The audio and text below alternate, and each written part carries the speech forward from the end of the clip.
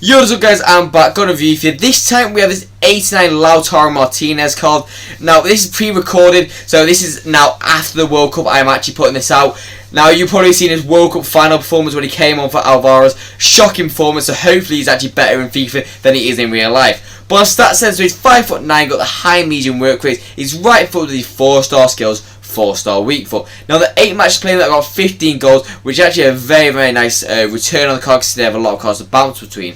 So on preferred position, you can only play the striker centre forward, which is a little bit unfortunate in my opinion, because I do kind of want a wide position just for a bit of variety, but with that being said, it's still not bad.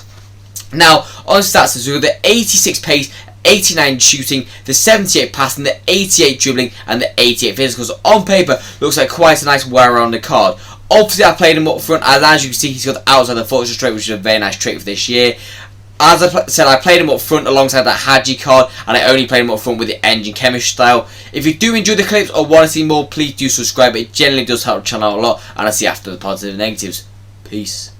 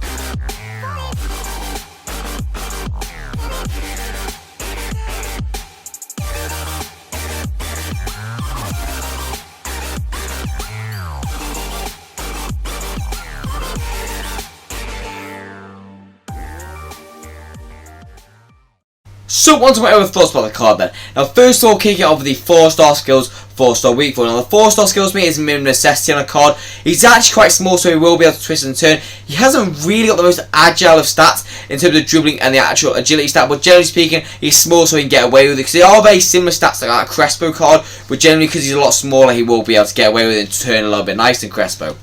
Now the 4-star weak foot for me generally does feel like a 4-star weak foot. The shooting was very good on this card, don't get me wrong, and generally that weak foot wasn't really an issue at times at all.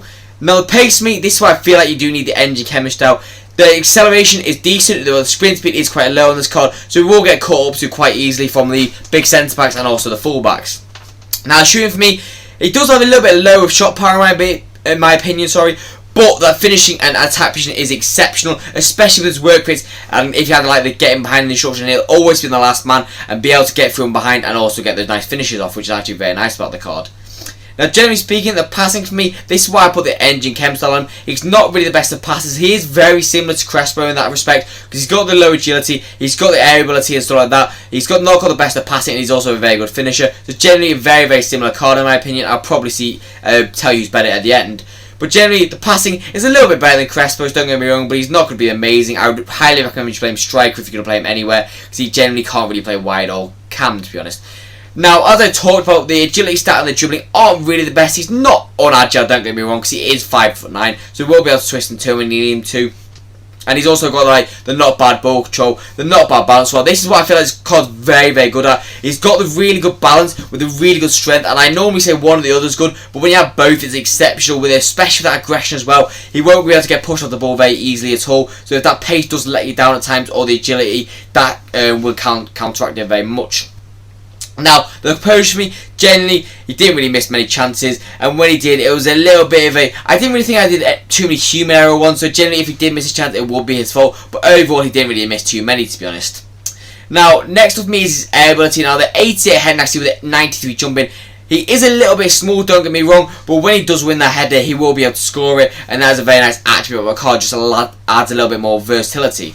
The stamina for me is perfectly good enough for a striker, in my opinion. Anything like 82 or above, I feel like it's perfectly good enough, especially for this stage of the year. With the right instructions, he'll last all game, and maybe even for the 120 minute, but you do need to maybe sub him off around the, I would say maybe the 110, because he might get a little bit tired at times. But as I've already talked about, the strength and aggression are very, very nice in this card, as well as the balance. So, on to my overall scores about the card then. Now, first for me is the pace. Now, overall for pace, I'm going to give it 8 out of 10. I can't give it higher than that, purely because that sprint speed is a little bit low at times. I think, give Messi around the same, and he has got the low sprint speed as well, but higher acceleration.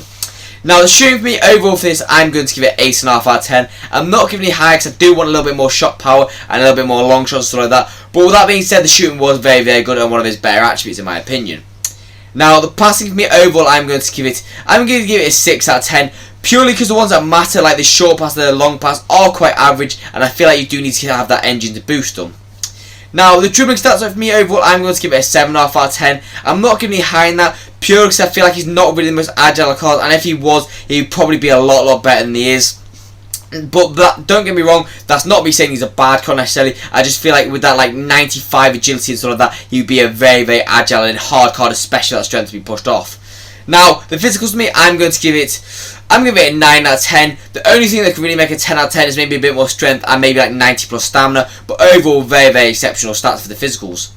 So, on overall score from then, I'm going to give him an 8.3 out of 10. I do think he's a little bit better than Crespo in my opinion, but not really much. They're very, very similar cards, to be fair. It's just that Martinez is a little bit smaller. So, if you want the more air ability, because he's 6 foot tall and the power header trait on the Crespo, or you want a little bit more agility because he's a little bit smaller than Martinez. But other than that, they are genuinely carbon copies of cards. So on value for coins then, he's actually quite cheap, don't get me wrong. He's not got bad links as Argentinian and also Inter. So overall for this, I'm going to give it a 7 out of 10. But that's all for my review as always. I hope you enjoyed. If you did, please do subscribe. It generally does help the channel out a lot. But I've got nothing more to say, so I'll see you next one, and peace out, guys.